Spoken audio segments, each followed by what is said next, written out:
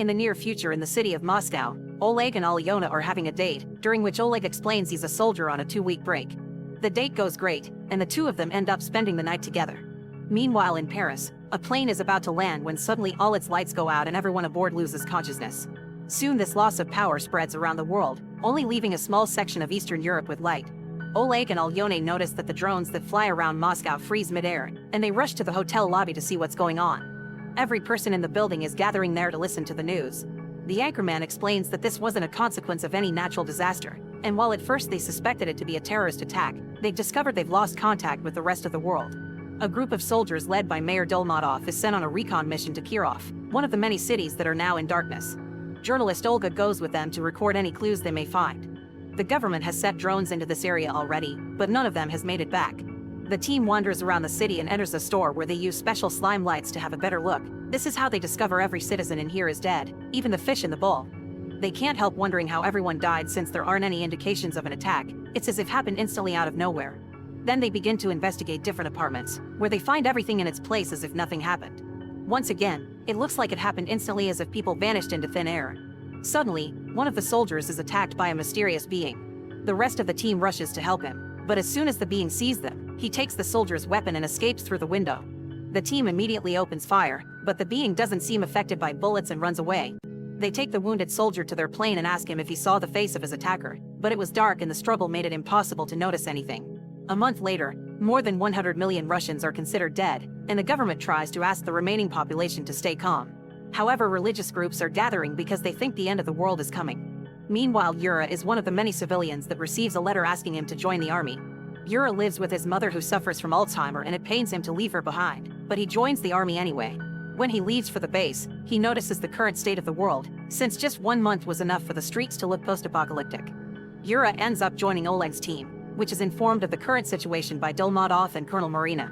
Every city in darkness is considered under quarantine, and the only existing power can be found in Moscow, parts of Belarus, Ukraine, and Finland. This area is known as the Circle of Life. Some retcon teams have come back with bodies and have discovered they died from endogenous neurotoxins, which are chemicals produced by the human body. The new teams have 2 tasks: find clues for the scientists to understand the cause behind these neurotoxins, and to go deeper into the quarantine zone to gather resources because Moscow is running low. They need to be careful because they've already sent many teams and most of them didn't come back, even if they had tags to protect them.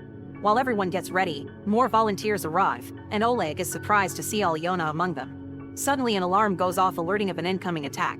Apparently there's a group of huge enemies coming closer, thus the soldiers gather at the border between the base and the quarantine zone. At that moment the power at the base goes out, so Dolmatov begins shooting flares for a more clear view, and when the strange beings are close enough, the soldiers open fire. Some of these beings manage to reach the base anyway and begin attacking everyone in sight, causing Oleg to lose consciousness. The next morning, Oleg wakes up under the weight of a dead enemy. Yura notices he's still alive and asks for help moving the body. Now Oleg can see the strange being was actually a huge bear. In fact, there are dozens of bear bodies on the other side of the border, and nobody understands why they behave like that.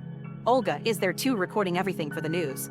Oleg is taken to the infirmary and is surprised to learn Alyona's a doctor. She takes care of his injuries, and when he feels pain, she comforts him with a kiss. Meanwhile, Marina and Dolmatov discuss the matters of sensors, a group of people that supposedly gained powers after the blackout. Marina explains they aren't like superheroes. Sensors can actually receive data in their minds like radios receive signals. However, they haven't been able to decipher the data or how this happened. The strongest sensor is Sasha, who is being kept in a military hospital. Since the blackout, he keeps having nightmares about a mysterious bald guy. Today he's being visited by Zhenya, who says he was sent by someone named It. He explains the first wave destroyed all electronics, the second launched the self-destruction of all biological organisms, and the third wave will make anyone still alive in the quarantine zone attack them. There are millions of them, and their free will is gone, but they have time to stop it. Sasha doesn't want anything to do with this and calls for security, but the soldiers can't see Zhenya and tell the doctor that Sasha is hallucinating. The rest of the soldiers get ready for the mission. Yura ends up traveling with Olga, who makes him some questions for the camera. Yura admits he doesn't mind the current situation because it's given his life meaning, and it's better than being a taxi driver.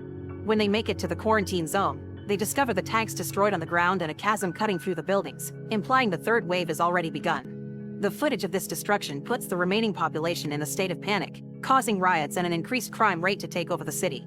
The government promises they're working on it, but people think their leaders are hiding something. The soldiers are divided into groups to cover more ground. Yura and Olga are in Group 7, and as they cross the woods, a flirting tension grows between them. When a recovered Oleg arrives, he joins Team 4, who investigates a small town. One of the soldiers opens a storage room, causing a bunch of metal bars to fall on top of him and hurt his leg. The team decides to rest inside a house until a doctor comes.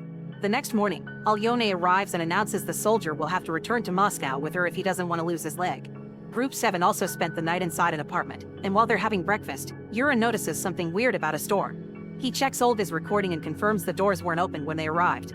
Yura and a few soldiers enter the store and find evidence someone was there, so they decide to set up some traps. Then they return to the apartment and wait for the traps to activate. This doesn't happen until night falls. Everyone gets ready to leave, but Yura asks Olga to stay inside and teaches her to use the flares to ask for help if they don't come back. Olga ends up disobeying Yura and follows the team anyway to record everything. Inside the store, they find a teenager that was wounded by the traps. They take him into the apartment and try to help him, but the boy reacts by stealing a knife and killing a soldier. The others immediately react by shooting him down.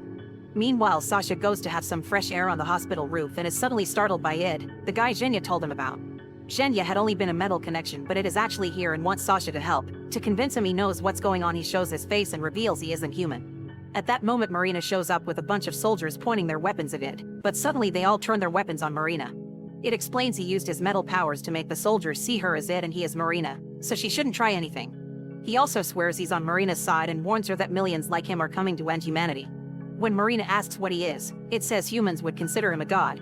Marina takes Id to her office to interrogate him. It explains he was supposed to start an irradiation process when the moon was above the oceans, but he made a mistake. The moon was covering this section of Europe, so it protected it from radiation. That's how the circle of life happened, and everyone in the quarantine zone is only a mindless drone that will attack soon. Its race needs Earth because their own star is about to die and they want somewhere new with a sun to live in. Then he reveals there was a wave thousands of years ago. This wave was the human race, which is actually a bioweapon sent by the aliens to destroy the native population of planet Earth. It was the previous native people that built the pyramids and underwater cities because they had been much more developed. Humans are the perfect bioweapon because they're destroyers and colonizers, and they share a lot of DNA with its people, except they were stripped of any psychic abilities. The unplanned radiation is causing some people like Sasha to get them back. An army from its planet is arriving tomorrow, but its brother Ra is already here. It doesn't agree with his methods and wants to find him, but the only one that knows the location is Sasha thanks to his dreams. In the meantime, all the teams are suddenly attacked by mind-controlled humans.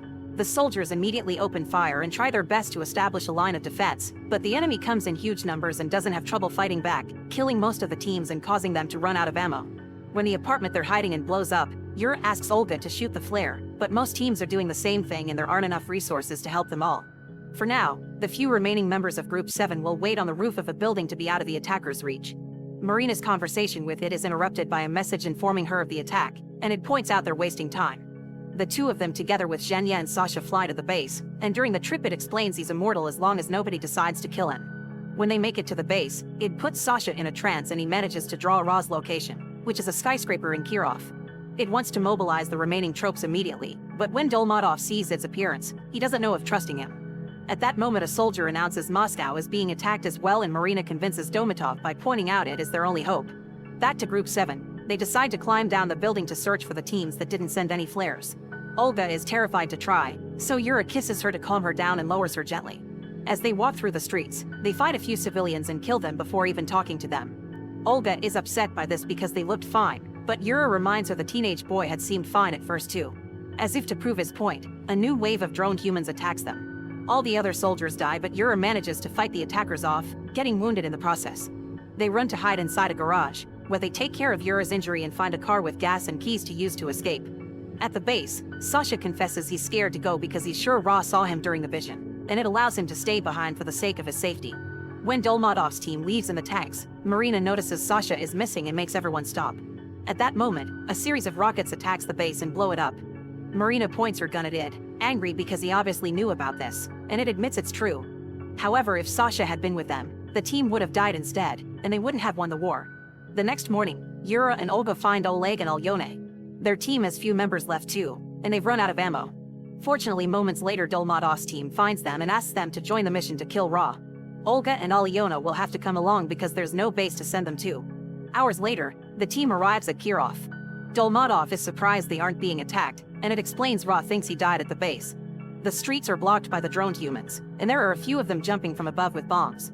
The army just pushes ahead with the tanks, shooting or crushing any enemy that tries to stop them. When they make it to the skyscraper, it takes Yura and a few soldiers with him to the rooftop while everyone else stays at the entrance for defense.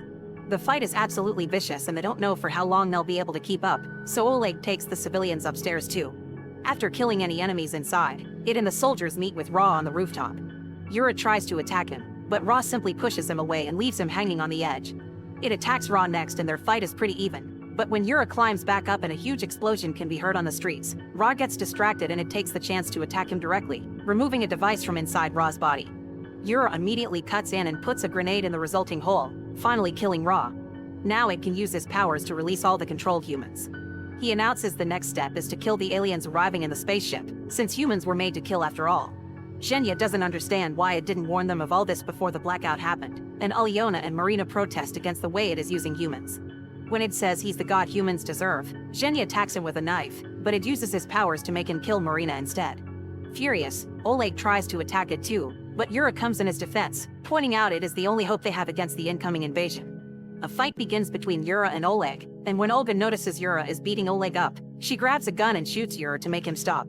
Zhenya tries to kill it again, but it easily stops him. Oleg thinks about killing Yura and shoots at it instead, yet bullets don't do anything. It uses his powers to make Oleg see everyone as his father, causing him to hesitate. However, thanks to being a sensor, Zhenya can find the real it and he jumps to bring him down with him. They both die as soon as they touch the ground. At that moment, a giant spaceship lands on a bunch of buildings. Oleg grabs the device it took from Ra and leaves with the women after refusing to finish Yura off. After taking some weapons from fallen bodies, the trio enters the spaceship, which opened the door because it's waiting for Ra. Inside there are hundreds of aliens sleeping in pods, and when Oleg presses the device, oxygen starts being transported to those pods. It seems Ra was supposed to wake them up, and the timer on the pods confirms they'll be ready soon. They try shooting at them and confirm it does kill them, but they don't have enough ammo or time to do them all.